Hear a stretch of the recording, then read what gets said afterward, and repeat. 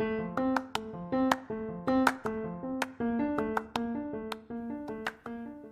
listening to the Sisterhood of Limitless Living podcast. I'm your host, Dr. April Moreno. I'm a public health specialist focused on integrative wellness and autoimmune living, supporting the community of women, where I help you to live your best quality of life through being your best self-advocate. Let's get started.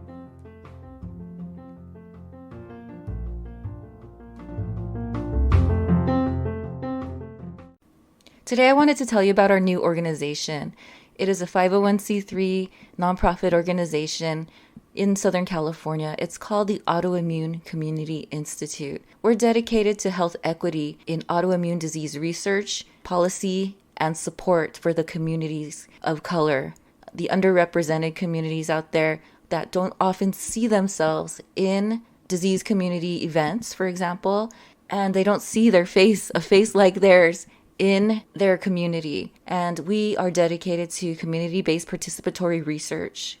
We're dedicated to serving the community, for example, cooling programs, and also delivery services during the COVID-19 pandemic. For example, the immunocompromised community not being able to go out into public spaces due to disability or immunocompromised status from disease-modifying drugs. And we provide delivery services of essential goods, food, masks, protective gear, hand sanitizer, and so on to these communities. So please consider a donation to the Autoimmune Community Institute. You can find us at ACI, as in Autoimmune Community Institute, acicommunity.org. Hello, Sisterhood. Welcome to another episode of the Sisterhood of Limitless Living podcast. This is our third special episode on COVID-19 updates for the autoimmune community. Today, I'm going to be talking about what we're looking at in the fall of 2020. We are at the end of September at the moment.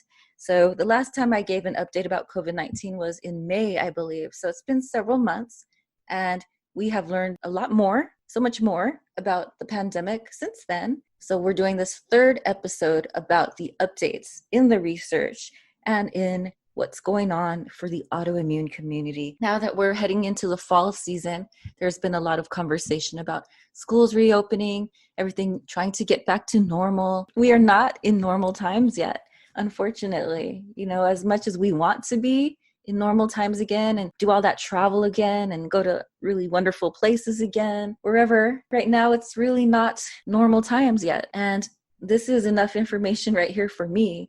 San Diego State University recently reopened and brought their students back to campus. In a first attempt, they brought back to normal. They were trying to reopen the campus. And as of September 18th, unfortunately, they reported 802 cases. So this is a hot spot here in San Diego County as we look at the university. So unfortunately, we are not back at normal times. So on September 2nd, given the rate of increase of COVID-19 cases in San Diego State over 3 days, an abundance of caution was taken, so they paused in-person instruction in September as a result of these increases in rates of COVID infection. So that's the first thing I wanted to talk about. We are not yet in normal times. It really just depends geographically where you're located, but then at the same time, it may or may not. If you're in a more isolated location, you may not have these same concerns. But if you're looking at public facilities, public service locations, supermarkets, movie theaters, and also campuses, college campuses, elementary, high school, and so on, this is a real concern. Let's talk a little bit about proactive protective measures at this time. So the protective measures have not changed. First of all, it's wearing the mask. There are different types of masks. So one type of mask is the generic cloth mask that's available very widely and very freely available in the stores. And that is to protect other people from you. It's the same one that you can get when you go into urgent care or your doctor's appointment, the medical mask, the blue and white mask that they have readily available in the box at the desk. Often, it's the same thing for the same purpose. It's the one that protects other people from you. So for example, in other situations as well, if you have the flu or in other cases, they will ask you, if you've been coughing, they will ask you to wear that mask, and that mask will protect other people. As part of the autoimmune community, it's something that we can consider taking an extra step and being more proactive, not depending necessarily on other people to protect us, because it doesn't always happen. I just walked past a post office the other day. Someone very proudly walked out without a mask from that postal office. So my mask, if I were to wear a cloth mask, it's not going to protect me from people who don't wear a mask. I think there's some percentage of how it could possibly protect, because it's still covering you. It's still covering your mouth, your face. But for the most part, it doesn't provide the same level of protection if someone were to cough or sneeze in your vicinity as something like an N95 or a KN95 mask. So the good news is that there are some new variants. So the vacuum cleaner industry is doing a really good job at the moment to help us protect ourselves from the COVID-19 pandemic and the spread of the viral droplets in the air. So we've heard that it's not necessarily droplets from or whatever, but now we hear about the aerosol risk as well. And so if we're looking at aerosol risk, we do want to be a little cautious by covering our eyes with glasses, protective eyewear. So if you've ever taken a chemistry class in college and you bought those science goggles, they're not the coolest looking things, but they could actually protect you the spread of this virus from airborne particles in the air entering the eye. And there was a recent health professional, health researcher who was on a plane, and he mentioned that he contracted COVID-19, although he was on the plane and he had his mask and everything. He sanitized his hands frequently. The one thing he realized that he had not done to protect himself was eyewear. So he didn't have glasses on. He didn't have any protective eyewear. And that was his belief that that's probably how he contracted the virus. So taking those extra steps could be very helpful. An N95 or KN95, ideally, if you follow the YouTube, follow the videos and make sure you put it on correctly, making sure that there's no air coming through. I think the safest thing we could do, putting on some kind of eyewear, protective eyewear, or the face shield can help a lot. And then also, if you cannot get an N95 or KN95, the next best thing, in my opinion, is something like the vacuum companies, the masks that they're providing now with the HEPA filter or the certain level of filtration that can help us to block a lot of these small particles in the air. So those are pretty good too. And some argue that they may be more effective than even a KN95 or an N95. I don't know, in terms of protection from the droplets or even the aerosol. So those are good options at the moment. So I'm really glad that we were able to start seeing the HEPA filter and the vacuum industry get involved with helping us out with protecting ourselves, in addition to helping protect other people around us. So that's the ideal strategy for protection against COVID-19. We've heard some varying information about mask wearing and where and when to wear a mask. In many cases, there are still recommendations that you do wear a mask outdoors. So being outside is great because, it's open air. There's going to be less likelihood of spread of the virus, especially if you keep that distance. We've been talking for a while about the 6-foot distance between people. And if you continue to do that and you're outdoors, whether or not you wear a mask, you're relatively in good shape. But for additional protection, I do recommend some sort of mask. I think outdoors, wearing a cloth mask or anything like that it's not bad. I don't think it's too bad wearing just a generic cloth mask outdoors around people with 6-foot distance. Avoiding large gatherings, avoiding parties, that's something that I still highly recommend. If you want to gather with people, do wear a mask outdoors. If you want to gather with people indoors, do wear a mask, like an N95 or a KN95 or something with more levels of filtration in the mask, such as the HEPA filter. The restroom, this is a question I've had for quite some time. Going into a public restroom facility and not knowing who was in that, it's not like you could know anyways. Just because you know somebody doesn't mean that they're not going to have the virus. So just not knowing where someone has been in general in a public restroom facility, that is a concern. That's been a concern for me for quite some time. So what do we do in that case? Now, I've already had to go into a public restroom at the hospital. I've had to get some blood tests done and things like that. And woohoo, tomorrow I get my MRI, good times. And being in public facilities are things that we can't always avoid. Okay, so the restroom is the big question now. For me, it has been. So, not wearing a cloth mask, because in the case of a restroom with small particles going through the air, we've already heard enough. I think I read Oprah magazine many years ago where if you flush the toilet and you have a toothbrush around, like you're at risk of like having the toilet splash particles onto your toothbrush. Yuck, right? So imagine now we're talking COVID and we're talking about toilets flushing enclosed bathroom space. Yeah, gross. So I would not recommend a generic cloth mask into a public restroom. It just doesn't make sense to me. Eyewear, protecting your eyes from particles entering through the eyes. That's something to consider as well. Wearing a face shield at least.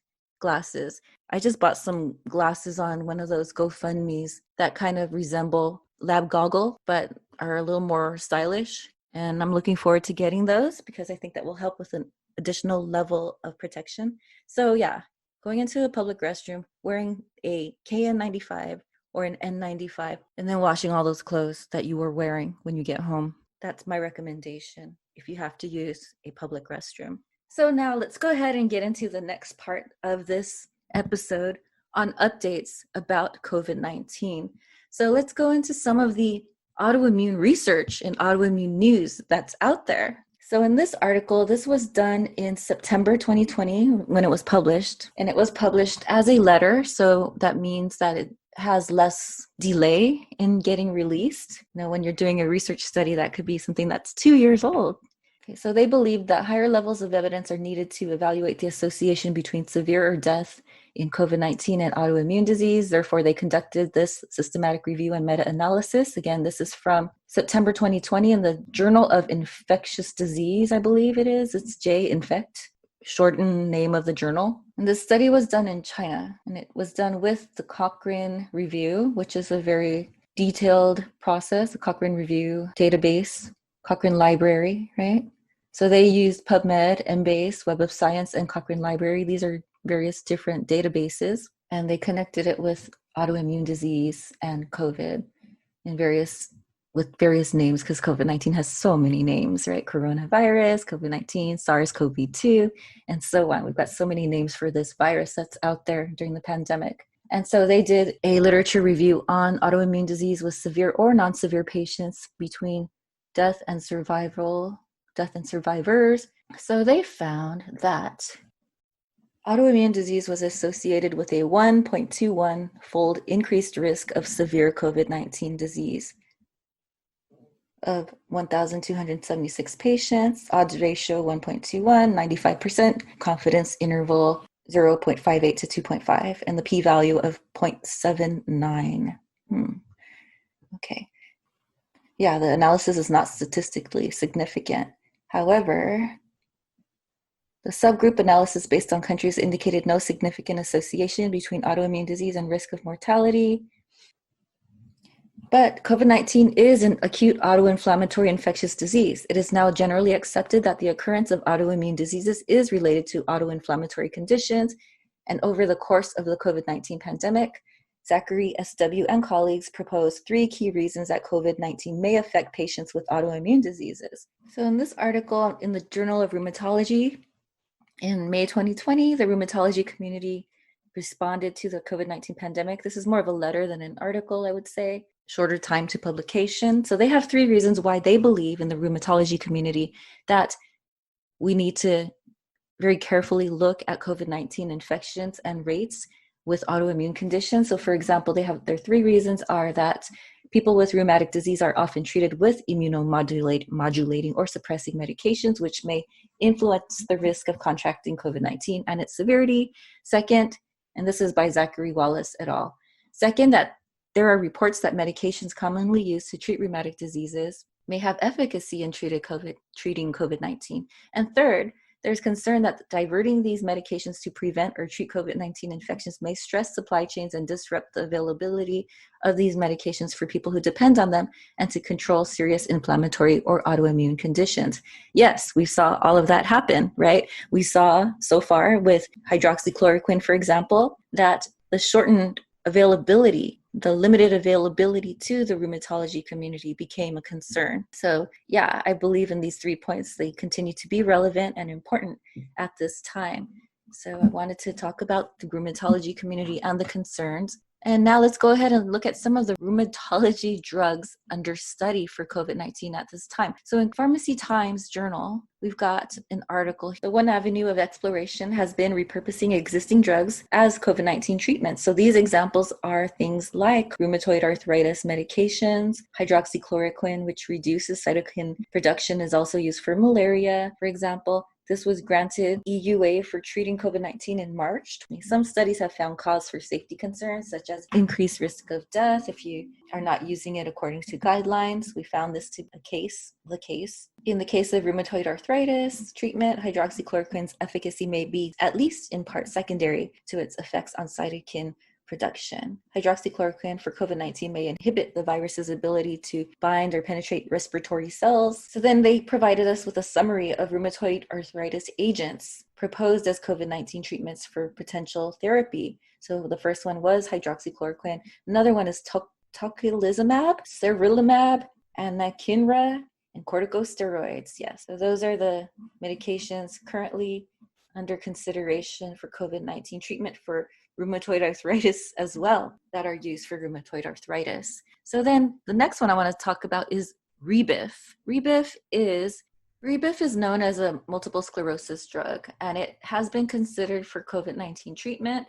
And this is from NBC News. This is from August 6th, so not too long ago.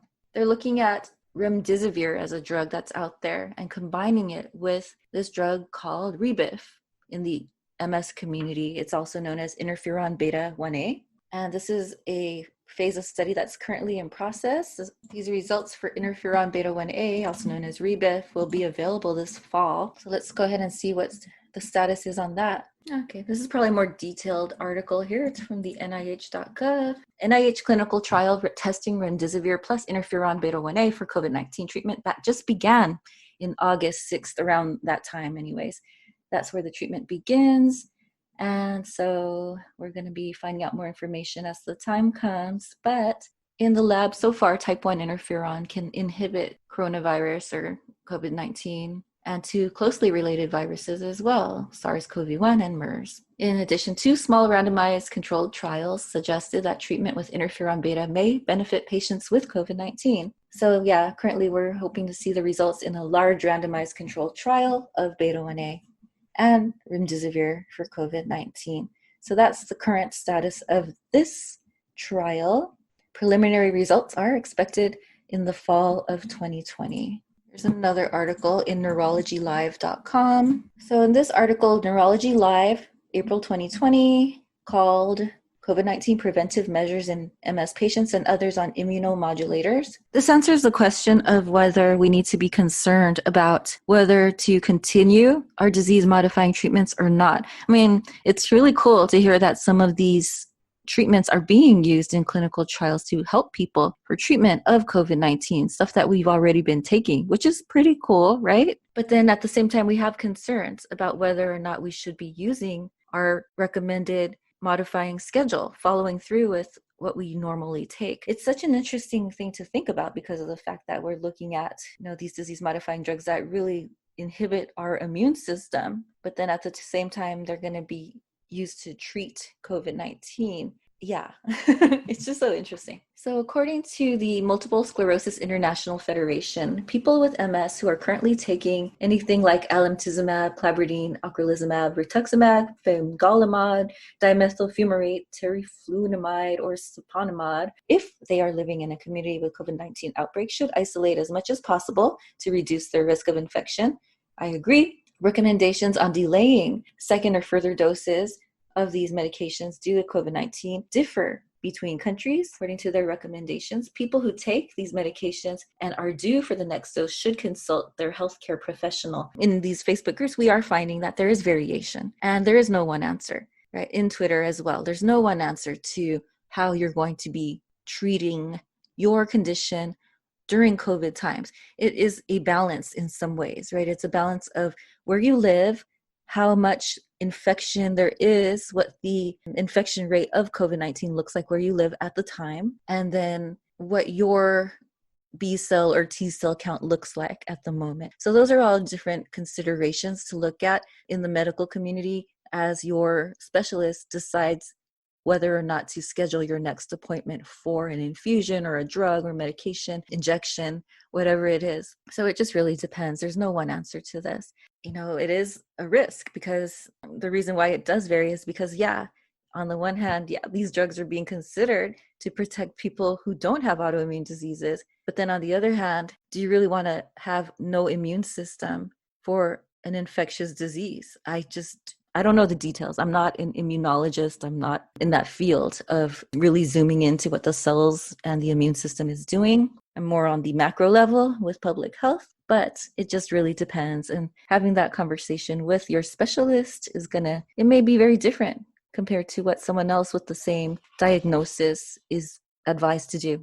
Now, there was one more I found on Rituximab from The Lancet, which is a medical journal. This article is a letter as well, which during COVID times is very acceptable because we are looking at a newly emerging pandemic. So being able to get that information published as quickly as possible through correspondence, through a letter is so necessary right now, highly valued in my opinion. So the COVID-19 pandemic has presented several challenges due to insufficient evidence to guide clinical practice. So just as I mentioned, the letters are great because this brings it up sooner to the public. This article is by Mehta et al., and it's from July 31st. B-cell depletion with rituximab in the COVID-19 pandemic. Where do we stand is the title. And many patients with severe and refractory rheumatic diseases, such as lupus, rheumatoid arthritis, and vasculitis, depend on B-cell depletion with anti-CD20 monoclonal antibodies, such as rituximab. Rituximab is also used with the RA and MS community. And some clinicians and patients have elected to delay maintenance of rituximab therapy because of safety concerns. So this is another answer to the question I just brought up. Pausing rituximab therapy can carry a risk of destabilizing disease control and might increase the requirement for corticosteroids, which we know a lot about steroids, don't we? Which could ironically worsen outcomes in patients with COVID-19. So there's definitely concerns and trying to get that balance together. So the safety of rituximab in the context of COVID-19 is still unclear. B-cell depletion could compromise antiviral immunity, including the development of severe acute coronavirus 2 COVID antibodies, increase the risk of infection, and impair vaccine efficacy once a vaccine were to become available. See, that's the next question I was going to provide to you all. As part of the autoimmune community, a vaccine is not necessarily going to be the answer for us, right? So we don't know quite yet what that vaccine is going to look like, if it's like, for example, a live vaccine as one concern, one issue, then also what it's going to do with our immune system and how it's going to interact with the medications that we're already taking. So that's another concern. And we don't have the answer to that, especially because we don't even know what the vaccine is going to look like yet. We don't know which vaccine is going to emerge as the winner. We don't know if one of those vaccines are going to emerge as a winner. It's all under clinical trial right now. So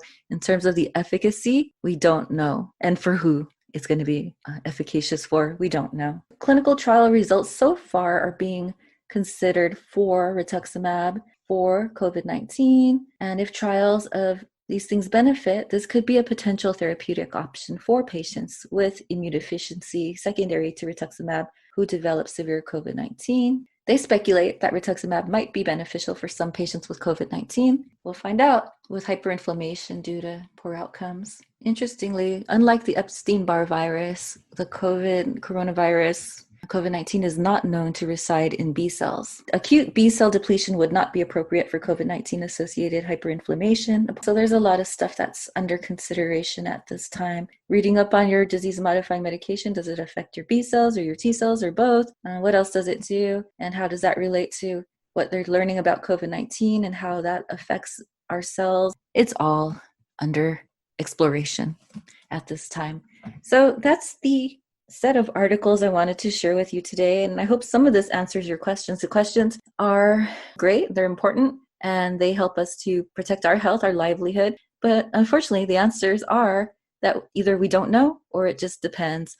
And so for you to find out more information for your specific condition, I would recommend speaking to your specialist, maybe speaking to another specialist if you don't feel safe with the answer. and finding out if there's consistency in those answers.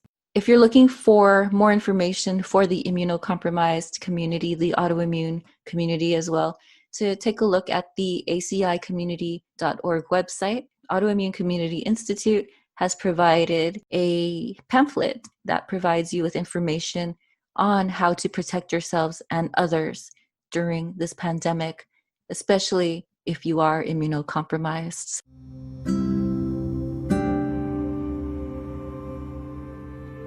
Thank you for listening to this episode of the Sisterhood of Limitless Living podcast, Season 2. Hope you enjoyed the episode.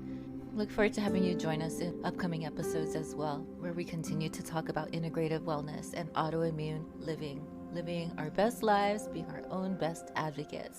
Feel free to subscribe on iTunes to the podcast, and we are also available on several other locations as well. For more information about Dr. April Moreno, you can visit aprilmorenophd.com. Take care.